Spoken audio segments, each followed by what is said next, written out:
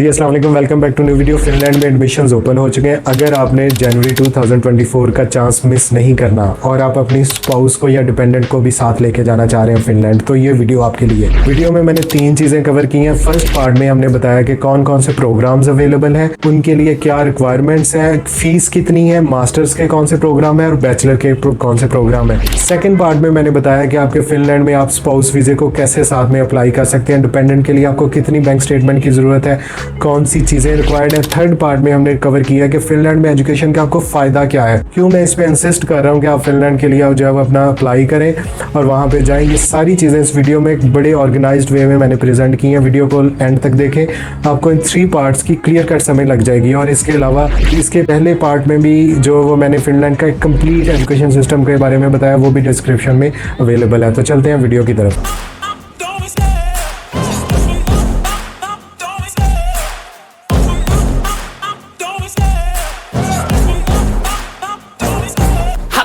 सबसे पहले हम बात करेंगे कि फिनलैंड में फरवरी इनटेक या जनवरी इनटेक कब से ओपन है। देखें, आज 5 तारीख है, कल 4 सितंबर को फिनलैंड में जनवरी इनटेक के पोर्टल्स ओपन हो चुके हैं। जॉइंट एप्लीकेशन सिस्टम है फिनलैंड का। इससे पहले मेरी 2 कंप्लीट वीडियोस हैं जिसमें मैं फिनलैंड के बारे में बता चुका हूं कि इसका एजुकेशन सिस्टम है, क्या प्रोसेस है।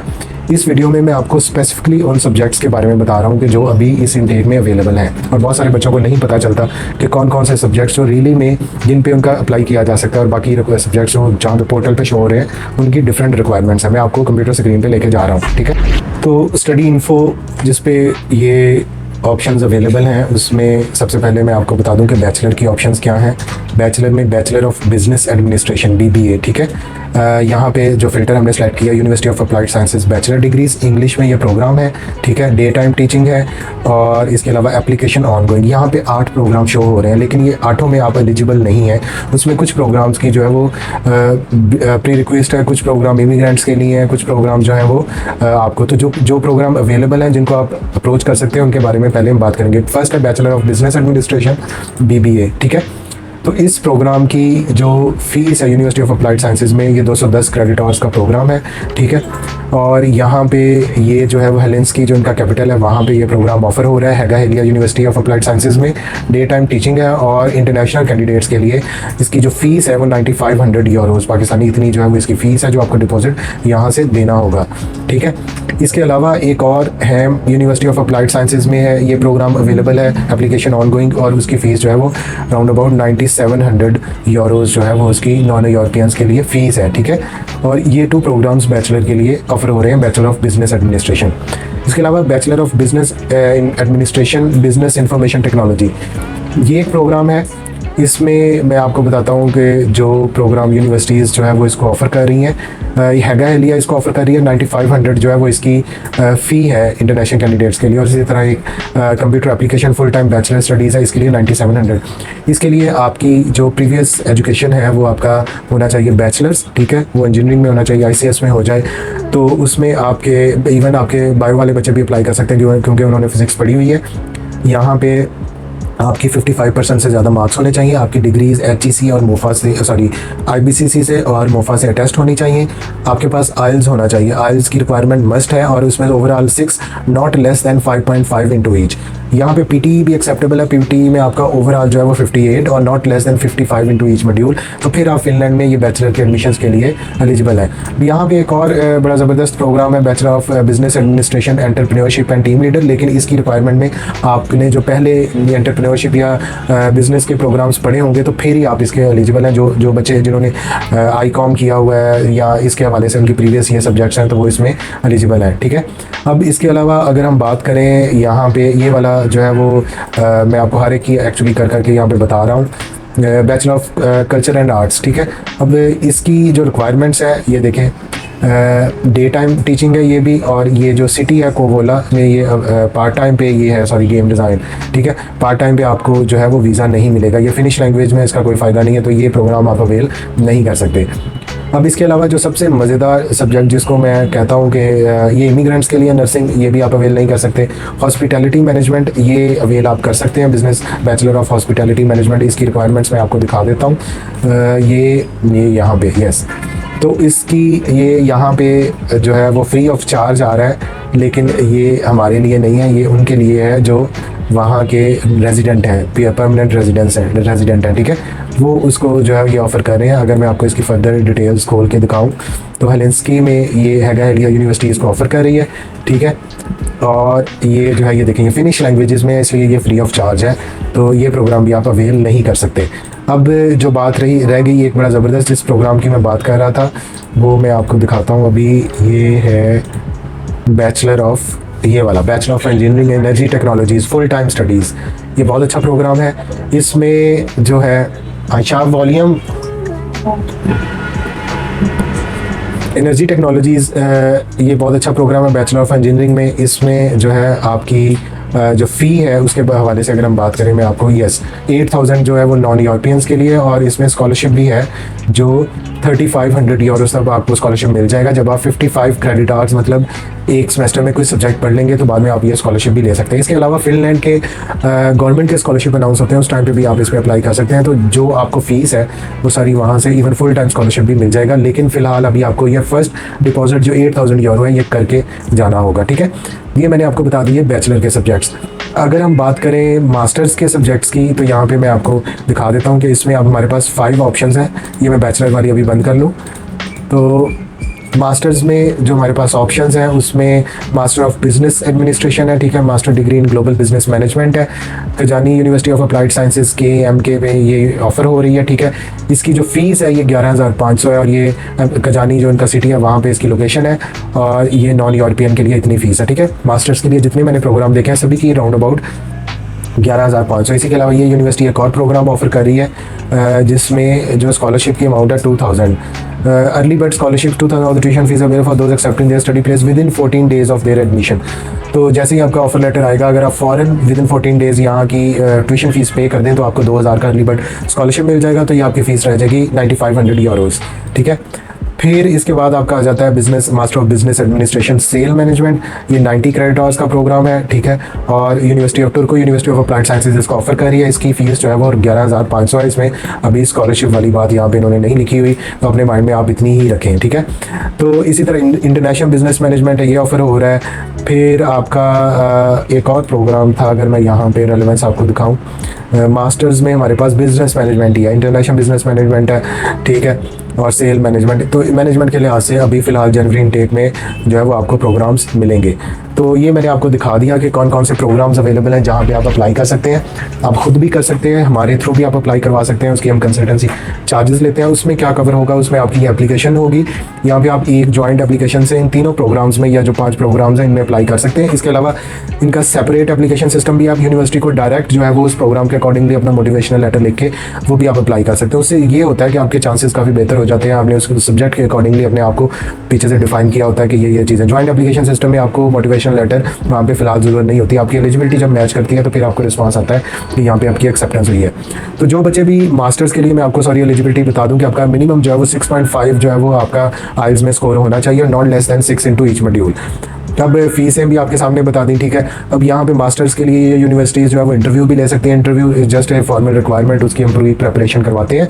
बैचलर के लिए जो बच्चे शॉर्टलिस्ट होंगे उनका जो है वो यूनिवर्सिटी एंट्रेंस एग्जाम होगा, जिसके 4 मॉड्यूल्स मैंने इससे पिछली वीडियो में उसके बारे में जो आपको बता चुका हूँ, ठीक है, कि क्या क्या उसका ये डिस्क्रिप्शन में लिंक अवेलेबल है, उसमें कंप्लीट डिटेल्स में यहाँ पर मैं दोबारा नहीं बता सकता क्योंकि वीडियो बहुत ज़्यादा लंबी हो जाएगी। तो इन चीज़ों को अगर आप कवर कर लें तो ये आपके पास बेस्ट चांस है। और इसकी जो डेडलाइन है वो सिर्फ 14 सितंबर है। तो आपके पास सिर्फ अभी 13 दिन बचे हैं जिसमें आपने अप्लाई करना है। और इसके अलावा एक बैचलर में जो बच्चे अप्लाई कर रहे हैं उनको पाकिस्तान में ई पासपोर्ट की भी ज़रूरत है। ई पासपोर्ट मशीन रीडेबल पासपोर्ट है जिसमें चिप है और वो ICAO के स्टैंडर्ड्स के मुताबिक है। जो फिनलैंड में आपको बायोमेट्रिक जो है वो आपको डाटा आपकी आइडेंटिफिकेशन रिक्वायर्ड है।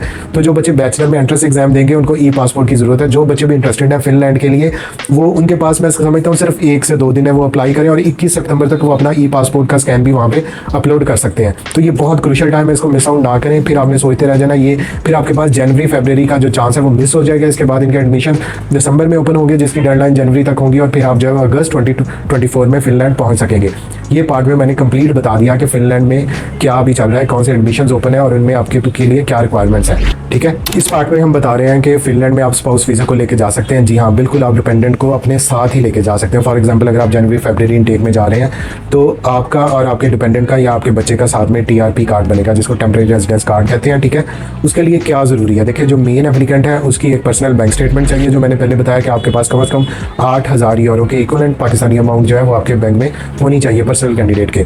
और उसके पास जो स्पॉन्सर उसको कर रहा है, फॉर एग्जांपल हस्बैंड कर रहा है या कोई कर रहा है, तो उसके पास उसका प्रूफ हो, स्पॉन्सरशिप एफिडेविट हो, उसके पास ट्रांसफ़र ऑफ फंड्स का प्रूफ हो कि हस्बैंड ने उसके अकाउंट में ट्रांसफ़र किए हैं, तो उसकी रिसिप्ट होनी चाहिए। हस्बैंड के पास पैसे कहाँ से आए ये उसका प्रूफ ऑफ फंड्स होना चाहिए। अगर वो जॉब करता है उसकी सैलरी स्लिप्स होनी चाहिए। अगर उसका कोई बिजनेस है तो उसका बिजनेस का FBR रिकॉर्ड या बिजनेस की कोई कंपनी रजिस्ट्रेशन का सर्टिफिकेट होना चाहिए। ठीक है, अगर कोई उसने प्रॉपर्टी सेल की है तो उसके पास पैसे होने चाहिए। अगर उसने कोई गाड़ी सेल की है तो उसकी रिसिप्ट उसके पास होनी चाहिए। तो ये हो गया डिपेंडेंट का, सॉरी, मेन एप्लीकेंट के वीज़े के लिए उसकी बैंक स्टेटमेंट। अब अगर डिपेंडेंट की बात करें तो डिपेंडेंट का भी आपके पास जो है वो 8,000 यूरो तकरीबन आपके पास खर्चा होना चाहिए। और अगर बच्चों की बात करें, फॉर एग्जांपल एक बच्चा आपके साथ जा रहा है तो उसका 5,000 यूरो आपके पास खर्चा होना चाहिए। तो ये 2 कैंडिडेट्स का अगर हम खर्चा देखें तो आपके पास जो बैंक स्टेटमेंट है, वाइफ की 8,000 यूरो और सेम हस्बैंड की जिसमें साथ एज ए डिपेंडेंट या स्पाउस अप्लाई कर रहा है, तो टोटल आपके पास 16,000 यूरोज़ की बैंक स्टेटमेंट होनी चाहिए। और बैंक स्टेटमेंट कम से कम आपकी 3 मंथ ओल्ड आपका अकाउंट हो, फिर आपने उसमें लास्ट 3 मंथ्स की अपनी बैंक स्टेटमेंट निकलवानी है।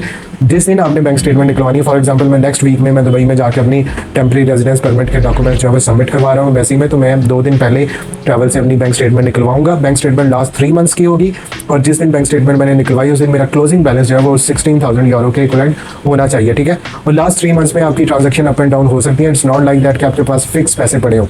तो जितनी ट्रांसपेरेंट आपकी बैंक स्टेटमेंट होगी उतना आपके स्पाउस वीज़े के बेहतर चांसेस होंगे। तो इस हवाले से इस चीज़ को मस्ट कर लेंगे। जो फिनलैंड है इसमें वीज़ा रेशो बहुत अच्छी है, डिपेंडेंट को भी वीज़ा मिल सकता है। सिर्फ शर्त ये है कि आपके पास पैसे होने चाहिए कि आप अपने बीवी बच्चों का खर्चा वहाँ पे उठा सकें। तो थर्ड पार्ट है जी कि फिनलैंड में एजुकेशन के फ़ायदे क्या हैं। ठीक है, फिनलैंड दुनिया का सबसे बेस्ट कंट्री की रैंकिंग में हमेशा आता है, जिसमें happiest country of the world है।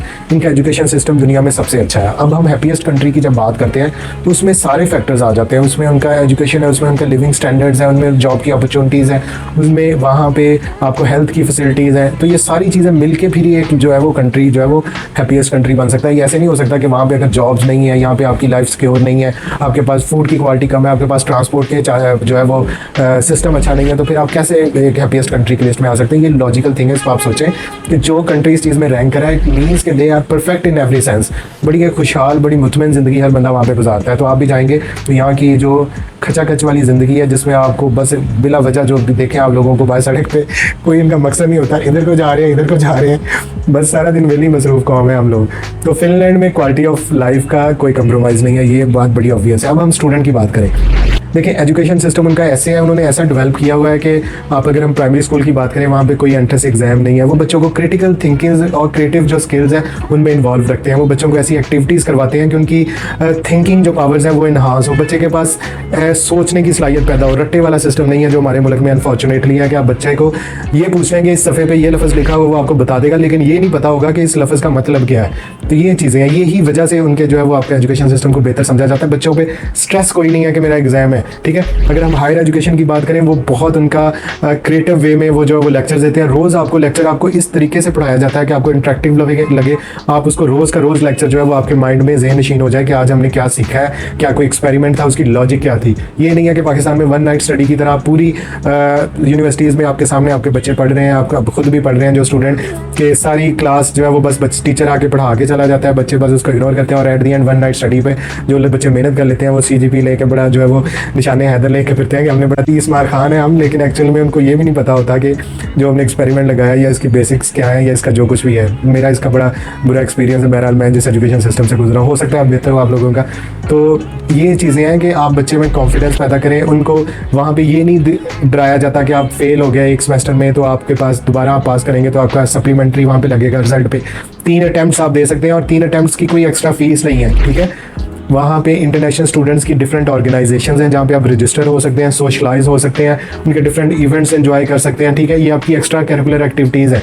ये सारा कुछ बच्चे में कॉन्फिडेंस लेके आती है। मैं कहता हूँ कि यहाँ का बच्चा, मेरा ये दावा है कि यहाँ का मास्टर का बच्चा और वहाँ का हाई स्कूल का बच्चा, दोनों के जो इंटेलेक्चुअल लेवल है उसका हमारे से बेहतर होगा। ठीक है, और ये मेरा खुद का एक्सपीरियंस है बाहर में जब हम जाते हैं।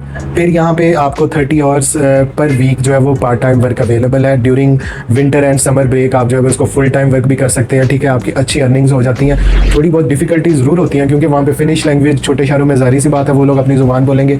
बड़े शहर जैसे हेलेंस्की हो गया या ऑस्लो हो गया या दूसरा टेम्परेरी हो गया, यहाँ पे आपको जॉब्स ईजिली मिल जाती हैं, पाकिस्तानी इंडियंस भी मिल जाते हैं। लेकिन मेरा मशवरा ये है कि आप देसियों से बच के रहें, जहाँ पे काम करना मेहनत से करें, उन लोगों के साथ सोशलाइज हों, उनका कल्चर सीखें, अपनी वैल्यूज़ उनको बताएं, सीखें उन लोगों से। उत्थे जाके भी जो देसियों के गांचे बड़े रहे फिर कोई फ़ायदा नहीं।